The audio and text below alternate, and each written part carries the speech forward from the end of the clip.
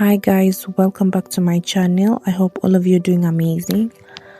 So just to get straight to the point, we're about to see a video of Kamene Goro explaining where she has been, why she's been quiet.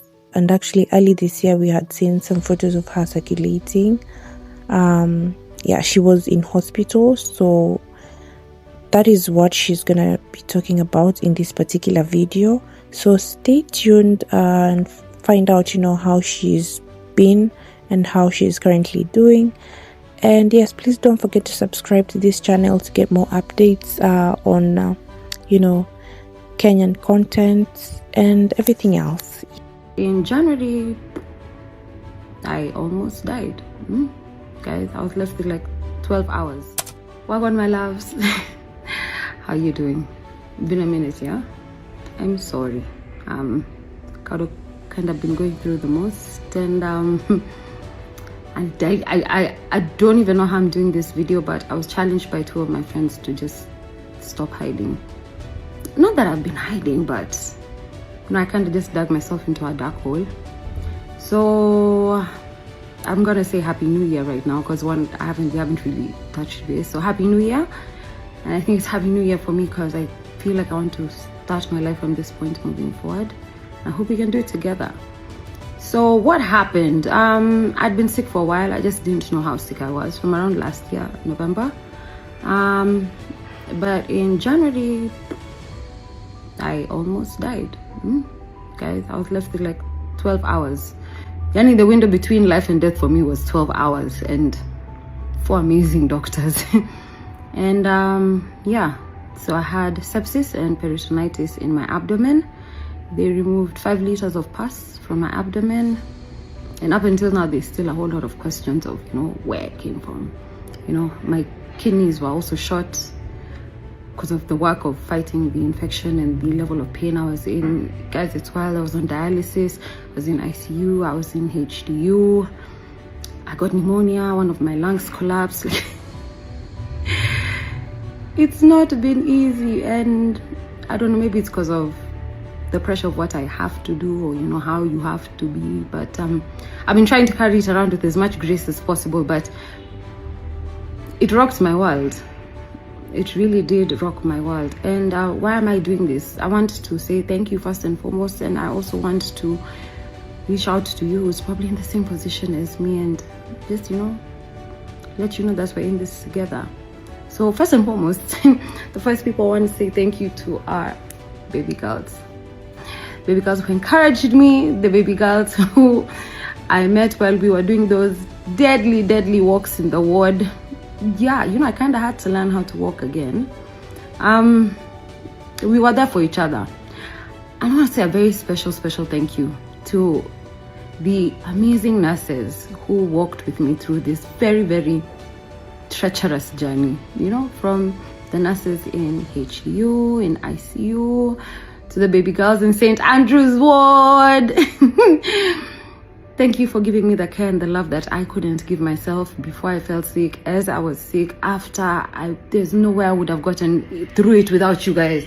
Let me tell you something, from Dorcas to Lynn to Carissa to Kizit, as in like, the list is endless. Prudence, Shorty with the lashes. Anyway, I just want to say thank you. You never know who's going to help you in your 11th hour, and that's one thing that I've really learned.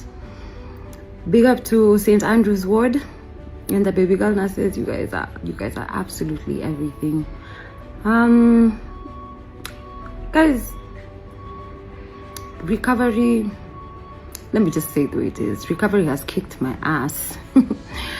And because it's twofold, there's what happens to your body, and then there's what happens to your mind. Now, let me tell you, nothing could prepare me for what was going to happen. Nothing could prepare me for what was going to happen. And it's just one of those things you have to go through, because now sasa ndio imekam utadu.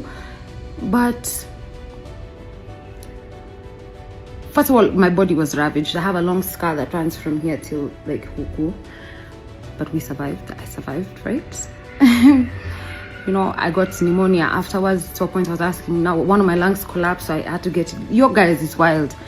But I want to talk to you who's also going through a recovery journey. It doesn't have to be a surgery journey. You could just be recovering from, I don't know, a heartbreak. You could be recovering from, I don't know, something that changed in your life. Recovery is recovery, and I'm not gonna lie to you, it's hard.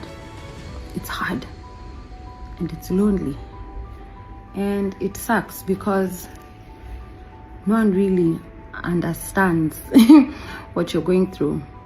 And I want to let you know, no one will understand what you're going through, but you don't have to go through it alone. In the run up to my birthday was this week on Tuesday, I had pardon my French, shittiest days. I remember when on my birthday itself, I cried and cried and cried. It's that non-stop ugly cry. Because I was like, a whole quarter has passed. This was not the plan for, I'm even choking up. This was not the plan for this year. It was supposed to go differently. This was the year of audacity. Yeah. Audacity did come. But you're not alone. In the least, I want to let you know that you have me.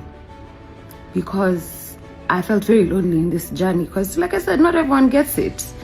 And actually, there are very few do. But there are also some people who will extend the grace to let you know that it's okay. All right? You're allowed to have a bad day. You're allowed to cry. If anything, you should. One of my doctors is so amazing. Big up to Dr. Khan, Professor Dr. Khan. He just said, if you want to cry, just cry.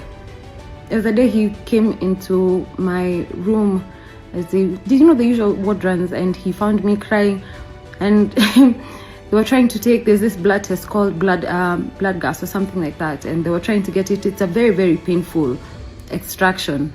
Very painful, so they usually get it from like somewhere over here. But I'd already had one taken recently, so now they were struggling to find another place to get it. And it was so painful, and I felt so useless about my whole situation. I was just crying, and there was this room full of doctors, nurses, student doctors, student nurses, and they're just looking, and they're like, "That's not funny, Nini." And he walked in and he found me crying. He's like, "Who made her cry? Everybody get out." Yes, thank you so much, Dr. Khan. I'm just telling you, it's going to be a long one. Baby girl or whoever is here right now, it's going to be a long one. But we are going to come out on the end of it. And it's lonely, but I don't see why we should do it alone. I'm going to walk through this with you, and you can walk through this with me.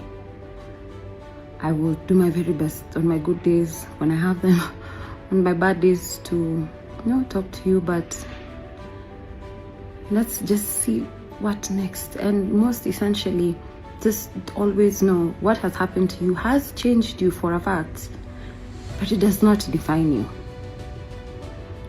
My illness and my surgery and everything I'm struggling with right now is not who I am.